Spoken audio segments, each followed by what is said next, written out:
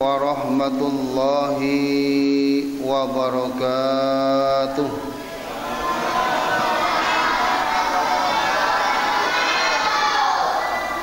Alhamdulillahi rabbil alamin, wa bihi nasta'in ala umuri dunya waddin. Nasta'inuhu wa nastaghfiruh wa na'udzu billahi min syururi anfusina wa min sayyiati a'malina. Allahumma salli wa sallim wa barik ala habibina wa sayyidina wa maulana Muhammadin wa ala alihi wa ashabihi wa man tabi'ahum bi ihsanin ila yaumiddin. Subhanaka la ilma lana illa ma 'allamtana innaka antal alimul hakim. Wala haula wala quwwata illa billahil aliyil azim. Rabbi shrah li sadri wa yassir li amri wahlul 'uqdatam min lisani yafqahu qawli, amma ba'd. Hadirin wal hadirat jamaah Masjid Al-Ikhlas yang mudah-mudahan kita semua sama-sama dimuliakan Allah dan dirahmatinya, amin ya rabbal alamin.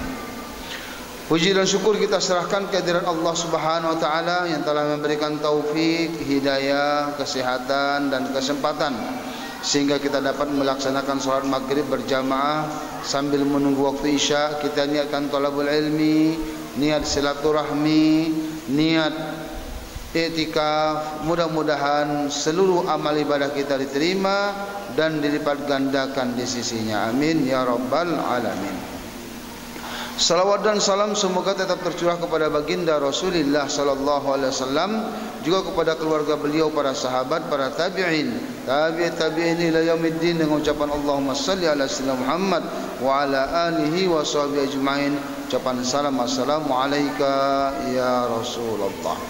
Baiklah, pada kesempatan kali ini kita lanjutkan kajian tafsir kita, yaitu masih surah Al-Baqarah, kisah tentang Nabi Adam alaihissalam, yaitu ayat yang ke-35 dari surah Al-Baqarah. Ayat ini masih melanjutkan kisah sebelumnya, yang mana kisah sebelumnya Allah berfirman kepada para malaikat ingin menjadikan seorang khalifah di muka bumi.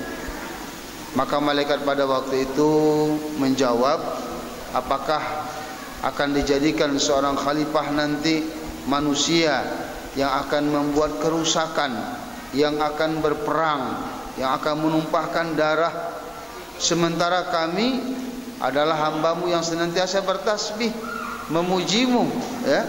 Artinya kami lebih layak untuk menjadi khalifah daripada manusia. Maka Allah menjawab, sesungguhnya aku lebih mengetahui dari apa-apa yang kamu tidak ketahui. Artinya malaikat, kamu jangan khawatir, ya, bahwasanya ada di antara manusia nanti yang memang layak menjadi seorang khalifah, seorang pemimpin, ya, di muka bumi ini. Kemudian Allah mengajarkan para Nabi Adam ilmu yang banyak. Setelah diajarkan ilmu, maka Allah memerintahkan para malaikat untuk menyebutkan nama-nama segala sesuatu. Tapi malaikat tidak bisa dan mengakui kelemahan mereka dan memuji Allah, ya. Maka dimintalah Nabi Adam untuk menyampaikan ilmu tersebut. Maka dengan mantap Nabi Adam menyebutkan nama satu persatu daripada benda-benda tersebut. Maka dengan kemuliaan ilmu ini Allah memerintahkan kepada seluruh malaikat untuk sujud kepada Nabi Adam alaihissalam. Malaikat tunduk kali yang kedua. Yang pertama tunduk dengan perkataannya subhanaka la ilma lana illa ma 'allamtana. Yang kedua tunduk dengan perbuatan mereka, yaitu sujud di depan Nabi Adam alaihissalam. Ini menandakan kemuliaan malaikat. yaitu malaikat itu adalah makhluk yang taat dan patuh dan merendahkan diri di hadapan Allah. Berbeda dengan yang satu lagi, siapa dia? Iblis. Dia menyombongkan diri, enggan ya, dan tidak mau sujud kepada Nabi Adam, tidak tunduk kepada perintah Allah, sehingga Allah mencap iblis sebagai iblis termasuk orang-orang yang kafir, orang-orang yang dilaknat oleh Allah.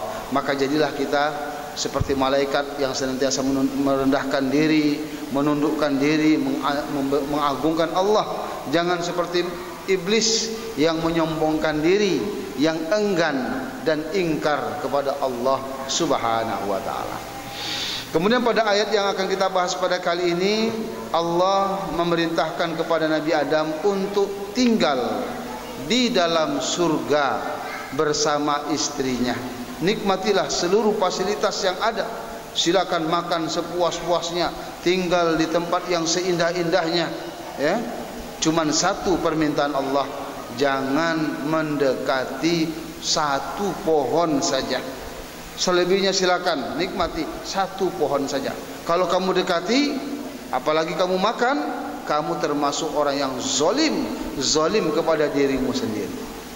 Akhirnya Nabi Adam terpedaya dengan godaan syaitan, ya, tertipu, terlena. Akhirnya dia memakan buah tersebut, dan itulah penyebabnya nanti Nabi Adam diusir, diturunkan ke muka bumi. Tapi nanti ada hikmah, akan kita bahas apa dibalik daripada kisah dari Nabi Adam ini. Sekarang kita bacakan saja dulu ayat yang ke-35. Allah Subhanahu wa taala berfirman, A'udzu billahi minasy syaithanir rajim. Bismillahirrahmanirrahim.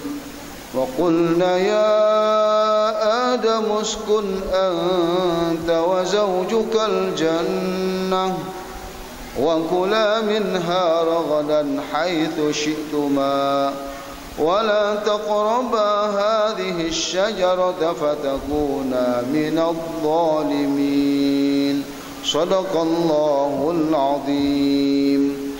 Dan kami berfirman, kami di sini adalah Allah. Allah sebagai mengagungkan dirinya, sehingga dia mengatakan kami. Sebenarnya satu saja Allah, tapi dia katakan kami li ta'zim, ya, mengagungkan Allah. Seperti presiden mengatakan kami atas nama Presiden Indonesia. Presiden kan cuma satu, kenapa pakai kami? Untuk mengagungkan, membesarkan, ya. Dan kami berfirman, yaitu Allah SWT, wahai Adam, tinggallah engkau dan istrimu di dalam surga, dan makanlah dengan nikmat berbagai makanan yang ada di sana sesukamu, ya, semampumu, sepuas-puasmu.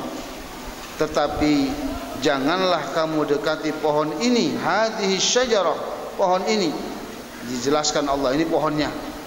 Jadi Adam sudah tahu pohon yang dilarang itu, sudah tahu, karena ada kalimat pohon ini. Nanti kamu termasuk orang-orang yang zalim. Kalau kamu sempat memakannya, maka kamu termasuk orang-orang yang zalim. Jadi ayat ini menjelaskan tentang perintah Allah kepada Nabi Adam untuk tinggal di surga, menikmati, dan juga larangan Allah supaya jangan mendekati, apalagi memakan pohon, ya, buah pohon yang dilarang, itu pohon khuldi. Jadi dalam ayat ini Allah memulai dengan kalimat wa kulna, dan kami berkata. Sebenarnya ada kalimat yang di situ tidak disebutkan id, sama seperti di ayat yang 34, wa id kulna, dan ingatlah ketika kami berkata kepada para malaikat. Begini juga di sini wa id kulna sebenarnya, dan ingatlah ketika kami berfirman kepada Nabi Adam. Jadi di sini apa maksud Wa idh qulna, dan ingatlah.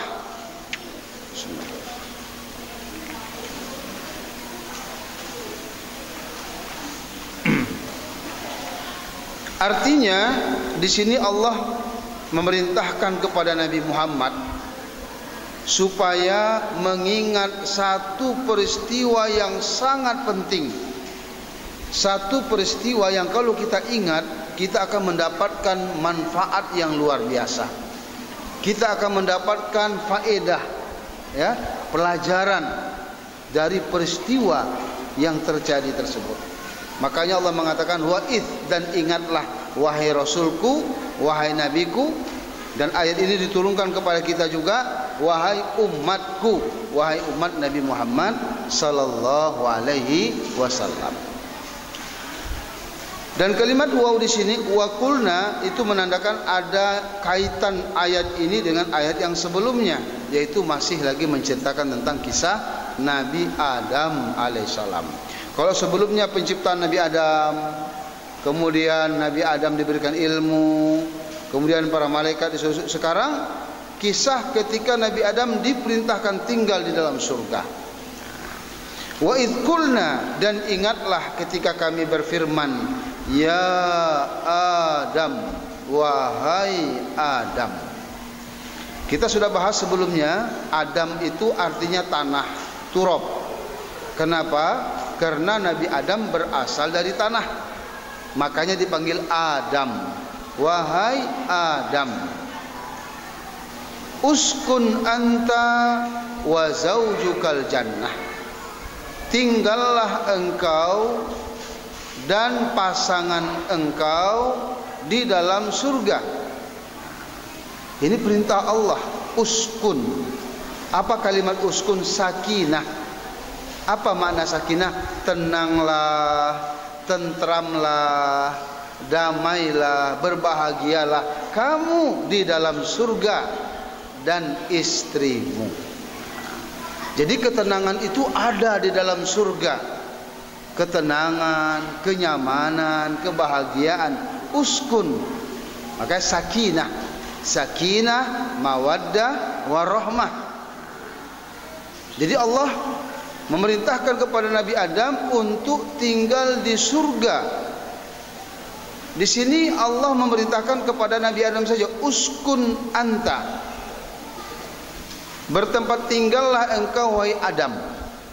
Allah tidak mengatakan bertempat tinggallah kalian berdua, enggak. Tapi yang diperintahkan hanya Nabi Adam, uskun anta, baru wa zaujuka, dan pasanganmu. Apa pelajaran di sini?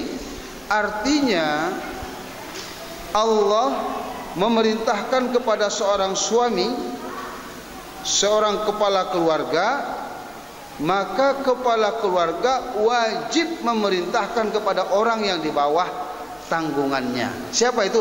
Istrinya, anak-anaknya. Jadi yang harus tahu hukum-hukum Allah, yang tahu perintah Allah itu seorang suami.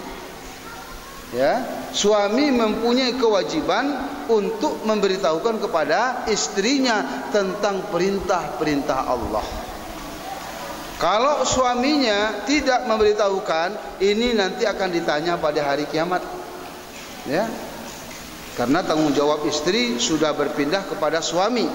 Maka di sini Allah perintah, uskun, tinggallah engkau wahai Adam. Allah enggak mengatakan tinggallah kalian berdua. Perintah kepada berondak kepada Nabi Adam. Nanti Nabi Adam baru menyampaikan kepada istrinya. Kita nanti diperintahkan Allah tinggal di surga. Apa pelajaran di sini? Maka seorang suami harus berilmu pengetahuan. Kalau bisa sebelum menikah pelajari dulu hukum-hukum Islam. Ya, minimal yang fardu-fardu, bagaimana cara sholat, bagaimana cara bersuci, bagaimana cara puasa, ya. Karena sebelum menikah itu kita diri sendiri.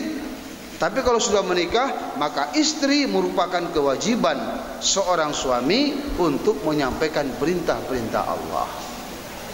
Berarti suami harus rajin belajar, rajin pengajian. Tapi kalau kita lihat sekarang, di mana-mana itu yang rajin pengajian malah ibu-ibu, ya.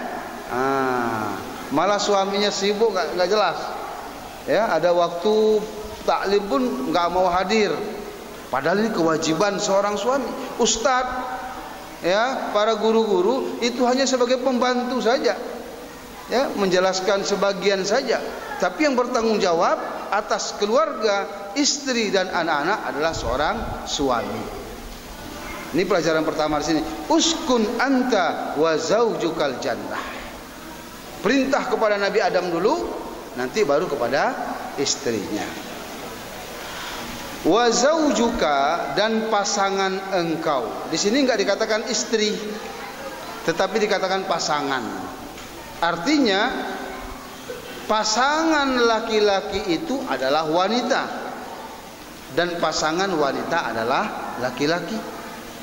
Maka dalam Islam tidak boleh pasangan laki-laki dengan laki-laki atau perempuan dengan perempuan. Ini diharamkan. Ya, lesbian, ya, umat Nabi Lut itu diharamkan. Bahkan ya, hubungan laki-laki dengan laki-laki lebih terlaknat, lebih dikutuk. Begitu juga perempuan dengan perempuan lebih dilaknat dan dikutuk oleh Allah dari perzinaan. Kalau perzinaan itu memang sudah tabiat manusia. Laki-laki suka kepada perempuan, perempuan suka laki-laki. Tapi kalau laki-laki suka pada laki-laki, ini sudah di luar, ya, tabiat manusia. Dan ini dilarang, ya, sangat dilarang oleh di dalam agama Islam. Ya. Sekarang ini banyak nih LGBT, ya, hak azazi namanya, macam-macam, ya. Jangan sampai kita terkena. Nah, dinyatakan sini pasangan itu wa zaujukal jannah, dan pasanganmu di surga. Artinya pasangan laki-laki adalah perempuan, pasangan perempuan adalah laki-laki. Jangan gara-gara hak azazi dan sebagainya. Uskun anta wa zaujukal jannah. Surga. Surga, pertanyaannya, apakah surga ini surga yang akan kita datangi nanti, atau ini surga yang khusus kepada Nabi Adam saja? Ya. Maka di sini ada perbedaan pendapat ulama.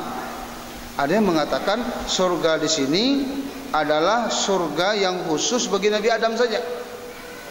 Ya, adapun surga kita nanti, ya, khusus lagi. Kenapa? Karena di dalam surga ini ada iblis. Sementara iblis sudah orang kafir, tapi dia sudah masuk juga di situ. Kemudian di surga kita nanti tidak ada perintah, tidak ada lagi larangan. Kita menikmati tempat kita. Walakum fiha ma tashtahi anfusukum. Kamu di surga nanti menikmati seluruh yang kamu inginkan. Ya, silakan puaskan hawa nafsumu. Tempat pembalasan, tempat menikmati. Adapun di dunia tempat beramal, tempat berusaha, berikhtiar. Pembalasannya nanti yang sebenarnya di surga. Nah, kalau di surga Nabi Adam itu ada perintah dan larangan. Jangan mendekati pohon ini. Kalau surga kita nanti tidak ada lagi. Ini satu pendapat. Tapi pendapat yang kuat yang mengatakan surganya Nabi Adam itulah surga kita nanti. Seolah-olah Allah mengatakan, wahai manusia, tempat kalian yang sebenarnya bukan di dunia. Di dunia ini akan dihancurkan. Dunia ini akan binasa, ya. Tempat kalian sebenarnya adalah nanti di tempat nenek moyang kalian yang pertama, Nabi Adam dan Siti Hawa, di mana mereka diciptakan dulu di surga, dan kalian nanti semuanya akan kembali ke surga. Jadi jangan terlalu sibuk di dunia ini, urusan dunia terus. Coba pikirkan juga tempat kalian kembali yang sebenarnya, kampung halaman kalian yang sebenarnya, yaitu di surga Allah Subhanahu wa taala, ya. Jadi ini pendapat yang kuat. Lalu kenapa dahulu iblis ada? Waktu dulu memang iblis dibolehkan di sana karena untuk menguji Nabi Adam. Kenapa ada larangan di situ? Karena larangan itulah nanti rahasia untuk supaya Nabi Adam diturunkan ke muka bumi. Karena Nabi Adam itu diciptakan bukan untuk di surga, Nabi Adam itu diciptakan untuk ditinggal sebagai khalifah di muka bumi. Kalau mau menurunkan Nabi Adam ke muka bumi tentu harus ada alasan. Apa alasannya? Dia memakan buah khuldi. Ini hikmah dari Allah Subhanahu wa taala, ya. Baik. Kemudian wa kula minha ragadan haitsu syi'tuma, dan makanlah oleh kalian berdua. Nah, untuk masalah makan ini langsung perintahnya untuk berdua, Nabi Adam dan juga Siti Hawa. Dan makanlah oleh kalian berdua wahai Adam dan Siti Hawa, minha, dari surga itu, apa-apa yang dari surga itu, ragadan, sepuas-puasnya, menandakan di situ nikmat yang luar biasa, yang enggak ada batas. Kalau di dunia ini ya pohon berbuah, ya buah-buahan berbuah, ada musimnya, kemudian rasanya juga terbatas. Kalau sana enggak ada batas, silakan. Ini menandakan betapa indah dan luas dan puasnya kita nanti di surga Allah Subhanahu wa taala. Ragadan haitsu syi'tuma, ya, sepuas-puasnya yang kalian mau, apa saja yang kalian mau, haitsu syi'tuma. Jadi di sini ada dua kenikmatan. Pertama, nikmat tempat tinggal, uskun anta, tinggallah di istana-istananya. Wa kula, nikmatan yang kedua adalah makanan. Karena sebenarnya keperluan kita itu kan yang paling utama itu kan makanan dan pakan dan papan katanya. Nah, artinya makanan kita sudah, rumah kita sudah, ya cukup sudah. Ya. Mau makan sudah ada makan, mau tinggal sudah ada rumah, cukup sudah. Ya, adapun keperluan yang lain itu namanya keperluan sekunder, ya. Keperluan primer, makan, sandang, pangan dan papan gitu ya. Nah, sudah cukup. Kemudian adapun kebutuhan yang lain itu keperluan yang sekunder. Maka di sini disebutkan dua kenikmatan di surga, tempat tinggal dan makanan. Kemudian larangan dari Allah, wala taqraba, dan janganlah kamu menghampiri, dan janganlah kalian berdua, ini larangan langsung kepada dua-dua, janganlah kalian berdua ya menghampiri hadhihi syajarah, pohon ini. Dengan kalimat hadhihi ini menandakan Nabi Adam sudah tahu mana pohon yang dilarang dan mana pohon yang dibolehkan. Yang dilarang cuma satu saja, dan Nabi Adam ditunjuk hadhihi syajarah, pohon ini. Jadi bukan berarti Nabi Adam enggak tahu. Nabi Adam ya lupa, tidak, tahu dia pohon itu memang dilarang. Jangankan memakan buahnya, menghampirinya saja sudah dilarang. Sama dengan perbuatan zina, wala taqrabuz zina, janganlah kamu menghampiri perbuatan zina.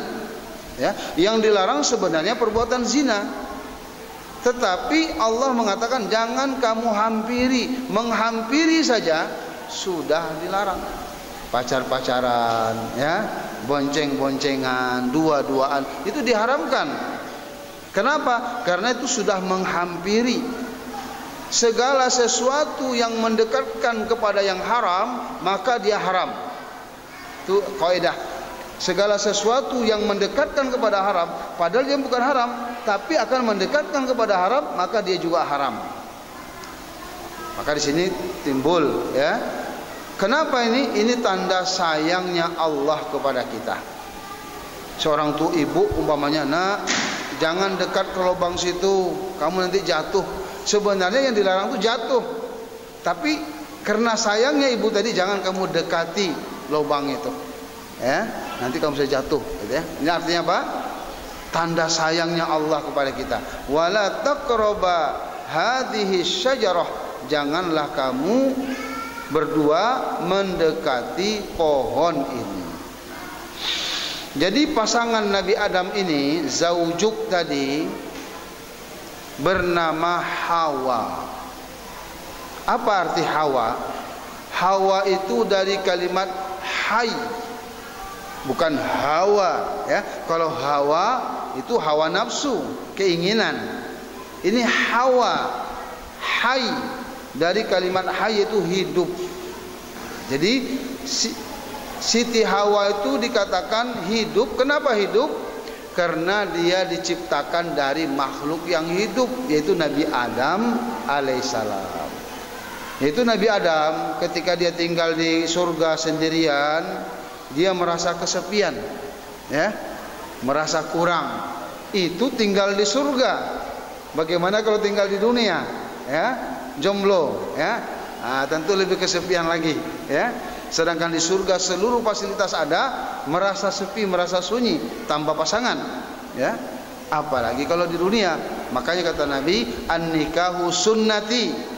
Nikah itu adalah sunnahku, supaya mata kita bisa terjaga, hati kita terjaga, ibadah kita dilipat gandakan oleh Allah. Beda orang yang jomblo dengan menikah, itu ibadahnya beda. Orang yang menikah itu 70 kali lipat ibadahnya dibanding orang yang jomblo, ya. Tapi kalau jomblo karena terpaksa, ya apa boleh buat. Ini sudah mampu, ada kemampuan, ada masih menjomblo juga, ini rugi, ya, rugi dunia, rugi dan ibadah. Maka Nabi Adam ketika beliau sendirian, dia pun memohon kepada Allah, ya Allah, berilah aku pasangan. Melihat hewan-hewan yang lain punya pasangan, ya, punya keluarga, dia ingin juga. Akhirnya pada satu malam Nabi Adam melihat pasangannya dalam mimpinya. Kemudian dia bangun, ternyata Siti Hawa sudah berada di sisinya.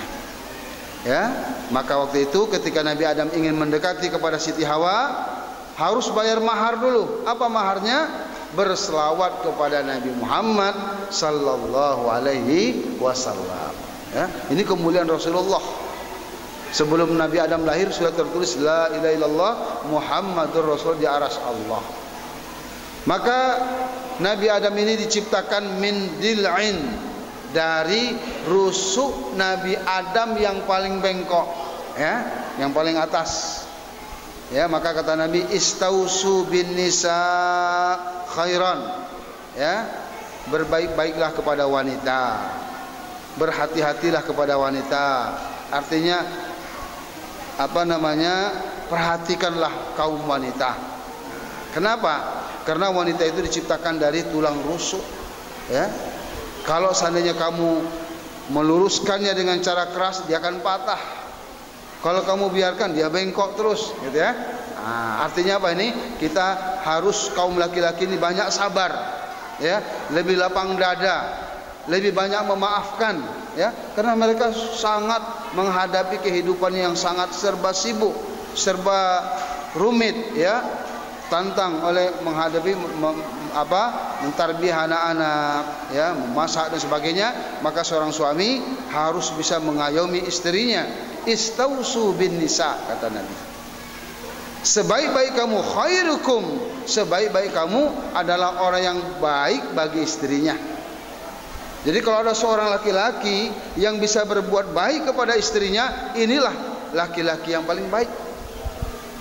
Kadang di waktu sidang acara paling baik, di kantor dihormati, tapi di rumah tidak menghargai istrinya, ya, maka ini bukan laki-laki yang baik. Khairukum linisa'i, yang paling baik di antara kamu, kata Nabi, orang yang paling baik berakhlak kepada istrinya. Karena istri tadi, kalau dia menjadi istri yang solehah, istri yang taat kepada Allah, nanti dia akan menjadi ketua bidadari di surga, ya, mengalahkan seluruh bidadari yang di surga. Maka ini jangan sampai kita nanti belum selesai masanya sudah berpisah, akhirnya meninggal dengan karena jomblo, ya. Ini sangat kita sedihkan.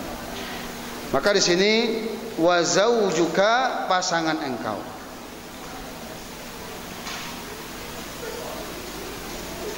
Wa kula minha, kemudian yang terakhir, wa zaujukal jannah wa kula minha ragadan haitsu syi'tuma wa la taqraba hadhihi syajarah. Jadi Allah hanya melarang satu saja kepada Nabi Adam. Wahai Nabi Adam, nikmatilah seluruh fasilitas di surga, tapi satu saja permintaanku, jangan kamu dekati pohon ini.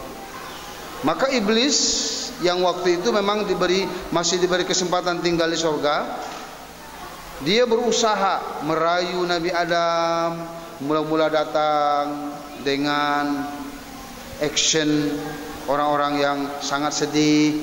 Adam, saya ini sedih Nabi Adam. Nanti akan kita bahas nih ayat selanjutnya ya, tentang syaitan menggelincirkan Nabi Adam alaihissalam, ada khusus nanti ya. Jadi di sini dijelaskan wala taqraba hadhihi syajarah. Allah menjelaskan kepada Nabi Adam ya, satu saja jangan dekati pohon ini. Apa nama pohonnya? Ada yang mengatakan pohon tin, ada yang mengatakan pohon zaitun, ada yang mengatakan pohon khuldi. Ya, di sini banyak pendapat ulama dan semuanya memang itu ijtihad ulama. Maka boleh saja mereka mengatakan, dan kita pun tidak terlalu harus membahas masalah apa nama pohonnya, karena dalam Al-Quran enggak disebutkan juga, dalam hadis juga enggak ada. Cuman disebutkan, maukah aku tunjukkan kamu pohon yang kekal, pohon khuldi. Makanya orang mengatakan itu namanya pohon khuldi, khalidun, kekal ya. Maka dikatakan pohon kekal. Karena kalau kamu makan buah ini, kamu akan kekal di surga. Karena saya dengar kamu ini akan dikeluarkan dari surga, kamu akan diusir dari surga. Maka Nabi Adam waktu itu ya diingatkan oleh Allah, jangan sampai kamu memakan apalagi mendekati. Fatakuna minadh dhalimin. Kalau kalian mendekati juga, maka kalian termasuk orang-orang yang zalim. Apa itu orang yang zalim? Orang yang berdosa, orang yang menganiaya dirinya sendiri, berdosa kepada dirinya sendiri. Kalau orang berdosa, maka layaklah untuk diazab oleh Allah Subhanahu wa taala. Ya, jadi di sini ini rahasia Nabi Adam nanti akan diturunkan ke surga, ke dunia. Kenapa? Karena kalau Nabi Adam diturunkan begitu saja kan nggak ada alasan. Apa alasannya? Ya, maka dibuatlah ya semacam larangan begini sehingga Nabi Adam pun terlupa, dirayu, digoda oleh syaitan sehingga dia memakan buah khuldi tadi, sehingga dia layaklah dihukum oleh Allah dan diturunkan ke surga. Ya, baik, ini pembahasan sebetulnya pagi. Tapi mungkin ada di antara bapak-bapak yang ingin menanyakan tentang peristiwa ini lebih dalam lagi, ya lebih detail lagi. Kalau ada dipersilakan. Ya, waktu mungkin tinggal beberapa menit lagi. Kalau tidak ada, baik saya jelaskan lagi di sini. Jadi ini adalah hikmah Allah Subhanahu wa taala. Ya, hikmah Allah sebenarnya ingin menjadikan Nabi Adam itu untuk di dunia. Tetapi bagaimana supaya Nabi Adam ini ada alasan untuk supaya diturunkan di muka bumi? Diberikanlah satu larangan yang mana ini pelajaran yang penting bagi kita. Ya, Allah buat hikmah ini pelajaran bagi yang penting. Apa? Jangan sampai kita digoda, dirayu oleh iblis yang dia merupakan musuh yang nyata bagi kita. Ini pelajaran penting ya. Cukuplah Nabi Adam dulu yang sempat digelincirkan oleh iblis, itu pun sekali saja. Nabi Adam bukan terjatuh ya, bukan KO, tapi hanya tergelincir. Fa azallahuma syaitan, maka syaitan menggelincirkan ya. Setelah itu Nabi Adam menang mutlak. Tidak sekalipun iblis bisa lagi menggoda Nabi Adam. Ini pelajaran bagi kita. Kita juga, kita akan digoda. Kita lihat sekarang orang ada yang mencuri, Tahu nggak orang yang mencuri itu haram? Tahu dia haram. Kenapa dia masih mencuri juga? Kita lihat pejabat-pejabat kita korupsi, ya, sogok menyogok. Apa mereka nggak tahu itu haram? Tahu haram. Kenapa dilakukan juga? Ya, karena mereka ditipu, digoda oleh syaitan. Kesempatan Pak tanda tangan. Ini Bapak kalau nggak tanda tangan kapan lagi nih, ini haji mumpung gitu ya. Ini kesempatan Bapak bisa akhirnya tergiur tanda tangan juga ya. Maka jangan kita sampai tergelincir oleh syaitan karena hawa nafsu ya, karena dunia, karena jabatan yang semuanya itu nanti akan dipertanggungjawabkan di hadapan Allah Subhanahu wa taala. Inilah ya pelajaran penting yang dapat kita ambil dari satu ayat ini ya, tentang pertama kita ini berasal dari surga ya. Kita semiskin apapun kita, serendah apapun jabatan kita di dunia, tapi kita asal kita dari surga. Kita harus bahagia, gembira. Kita ini calon penduduk surga. Maka kita diberikan ujian, diberikan cobaan, diberikan bermacam-macam keadaan ya, supaya kita menjadi hamba-hamba yang berikhtiar, berusaha, berdoa, bersungguh-sungguh ya, sehingga kita nanti berhasil kembali kepada kampung halaman kita yang sebenarnya. Baik, ya silakan Pak. Ya. Terima kasih Ustaz. Bismillahirrahmanirrahim. Saya bertanya mengenai masalah penciptaan tadi Ustaz. Jadi berkenaan dengan Nabi Adam yang diturunkan ke muka bumi dengan sebab memakan buah politik atau tim. Ya. Banyak timbul perkataan bahwa bersyukurlah Nabi Adam makan buah tim, buah politik saat itu. Ketika saat itu Nabi Adam tidak makan, kita tidak ada di muka bumi ini. Belum adanya. Kemudian setiap perbuatan, setiap ada sebab akibatnya. Mungkin ada penjelasan atau pemaparan yang menjelaskan sekiranya pada saat itu Nabi Adam tidak memakan buah politik, apakah manusia ada di muka bumi ini atau seperti apa nasibnya setelah itu? Penjelasannya Ustaz. Ya, baik sekali ya. Jadi ada seorang mengatakan, kalaulah Nabi Adam kemarin nggak makan buah khuldi, alangkah nikmatnya kita tinggal di surga ya. Kita tidak akan tinggal capek-capek tinggal di surga, di dunia ini ya. Maka itu dibantah oleh, jangan katakan demikian kata Nabi, karena orang yang mengatakan demikian itu membantu syaitan ya, membantu syaitan. Akhirnya kita timbul kekesalan, kebencian, menganggap Nabi Adam yang bersalah ya. Jangan sampai dibuka pintu syaitan. Sama juga dengan kalau kita sudah melakukan sesuatu terus kita bilang, wah jikalau begini, kalau seandainya begini, itu nggak boleh juga. Yang sudah berlalu kita ucapkan qaddarallahu wa ma syaa fa'al. Allah sudah menentukan dan apa yang dikehendaki Allah itulah yang terjadi. Jadi kita serahkan kepada Allah. Ya, hikmahnya kita serahkan kepada Allah. Begitu juga, kenapa dulu Nabi Adam sampai makan buah khuldi sehingga kita sekarang berada di dunia ya. Jangan sampai itu kata-kata kita ya. Kalau seandainya kita mendebat tentang hikmah Allah, kebijaksanaan Allah, kehendak Allah, berarti kita ini sudah mengatur Allah, sudah nggak setuju dengan keputusan Allah. Kata Allah, kalau kamu nggak setuju dengan perintahku, dengan keinginanku, keluarlah dari muka bumi ini dan cari Tuhan selainku. Ya, ini ancaman Allah. Jadi lalu bagaimana? Kita harus meyakini semua yang dilakukan Allah itu ada hikmahnya, ada kebaikannya. Allah jadikan Nabi Adam, dan Nabi Adam memang diciptakan untuk tinggal di muka bumi. Itu kehendak Allah. Ya. Karena Allah ingin menjadikan ya Nabi Adam itu nanti punya keturunan, akan diberikan ujian, diberikan yang baik, diberikan yang buruk untuk diuji ya. Jadi kita tinggal di dunia ini adalah memang kehendak Allah. Tetapi kenapa Allah jadikan Nabi Adam di surga dulu? Supaya kita tahu kita ini nanti akan kembali ke surga, bukan di dunia.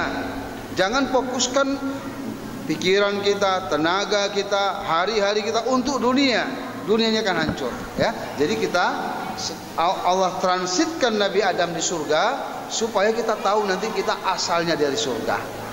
Orang bekerja di tempat di Jawa atau di Kalimantan, kampungnya di Jawa umpamanya. Kalau dia habiskan gajinya di sini, ketika dia pulang ke kampungnya nggak ada apa-apa lagi, ya. Maka kita bawa bekal sebanyak-banyaknya. Nah, jadi di sini tadi pertanyaannya, kenapa Nabi Adam sampai memakan buah khuldi? Itu adalah hikmah dari Allah dan merupakan pelajaran yang besar bagi kita. Apa pelajaran yang paling besar? Bahwasanya musuh kita yang utama adalah iblis dan seluruh bala tentaranya.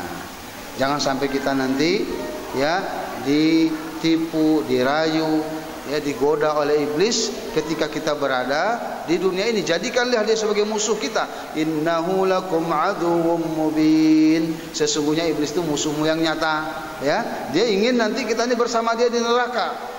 Karena dia dicap oleh Allah masuk neraka. Dia ingin pengikut sebanyak-banyaknya. Jangan kita sampai tergiur, tergoda. Maka kita perdalam iman kita, perdalam ilmu kita.